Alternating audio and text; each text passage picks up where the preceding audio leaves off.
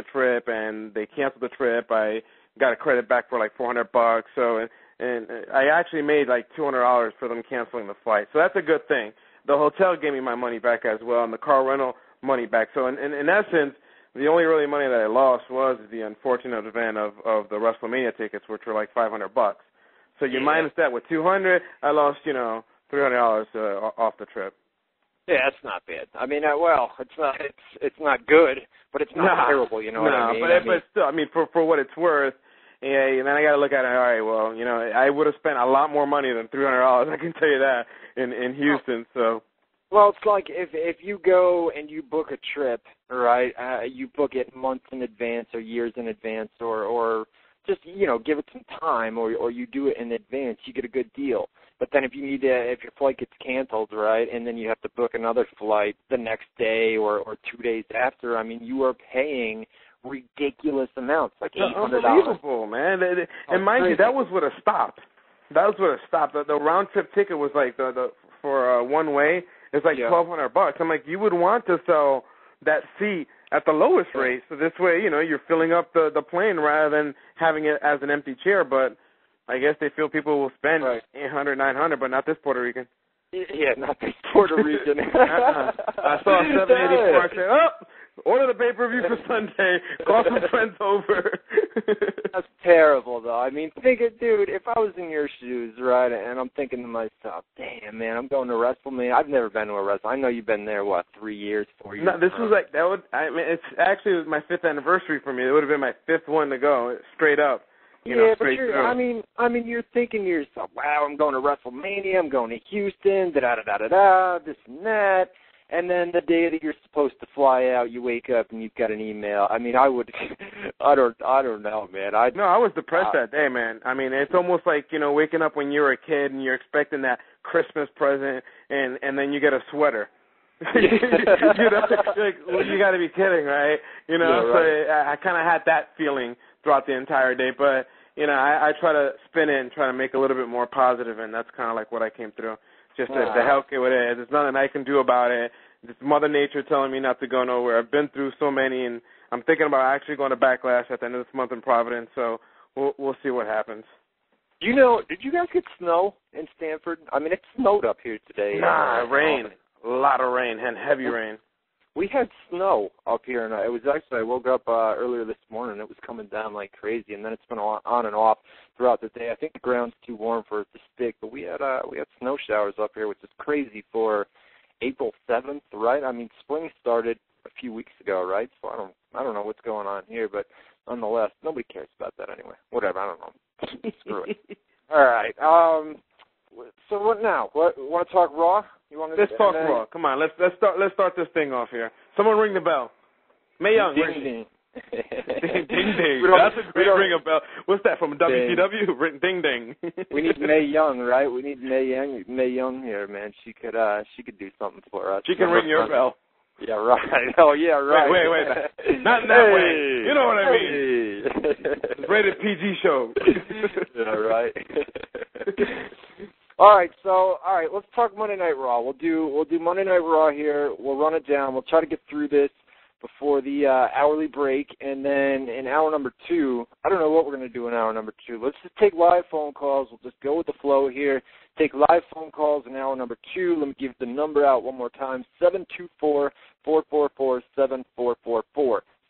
724-444-7444. Call ID number is 30273, followed by the pound key. You can get all that information at the bottom of the live chat room at WZROnline.com/chat. So head on over there and you can get all that information. It's right there at the bottom of the page. Monday Night Raw. El Vatos. Monday Night Raw. Recap. New Raw report. All right, here we go. That didn't work. Here we go. You ready?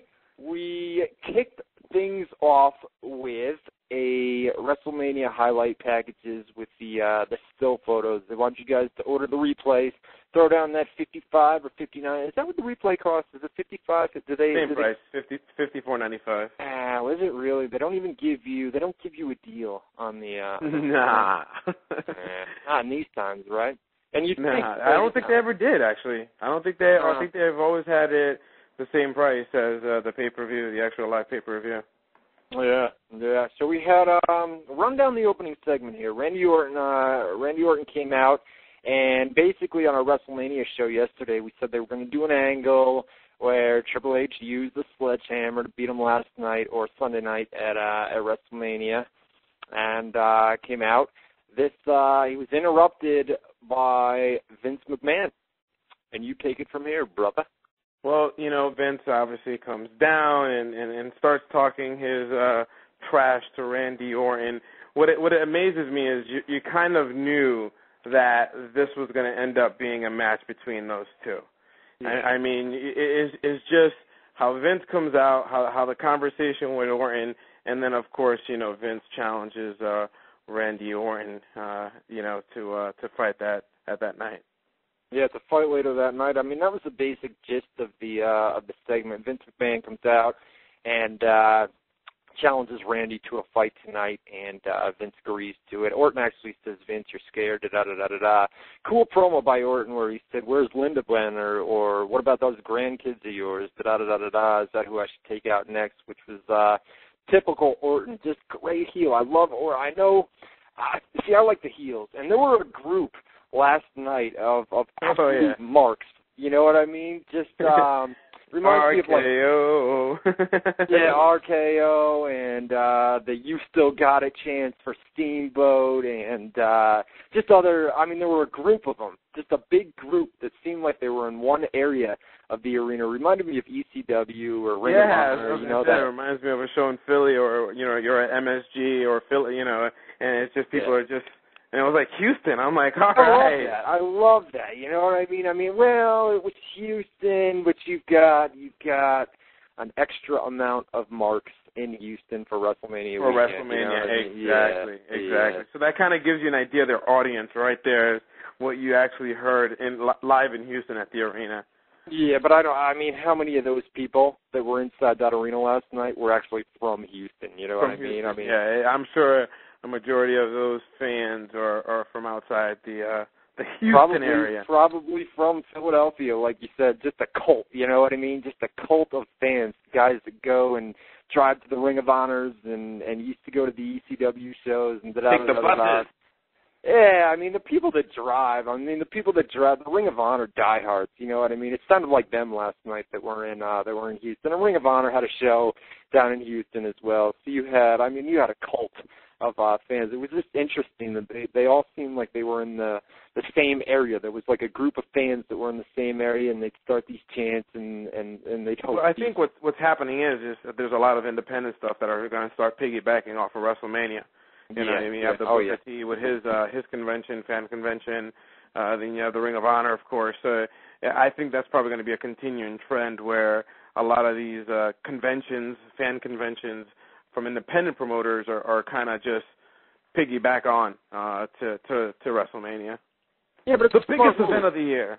It's a smart move. I mean, Booker T did the Fan Fest, Ring of Honor. TNA didn't have anything in Houston this weekend, which kind of surprised me. But everything was probably booked. You know what I mean? I mean, most of the arenas in Houston, we just could have ran something outside of Houston. Yeah, I mean, there's places that could have done something, but they didn't this year. Last year they were down in Orlando. Remember they wanted to fly a plane over the top of the arena. You remember that last year? They wanted to fly and then WWE. Good old Eric Bischoff move.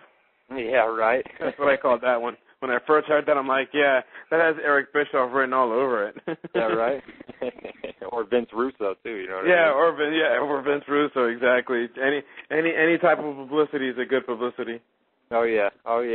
Would you let's talk about the next two matches. We had our lumberjack match due to all the controversy about it not airing on WrestleMania. I mean, they hyped it up huge. We talked about it last night on our WrestleMania show. They hyped that match up big on the weekly TV programs and then kind of screwed the fans that, maybe paid the money. I'm not going to say that people paid the money for WrestleMania just to see that match alone. I mean, people are obviously going to order WrestleMania, but there was a lot of controversy about that, and they gave it to us on Monday Night Raw, and I had heard rave reviews about the WrestleMania match, that it was awesome, you know what I mean?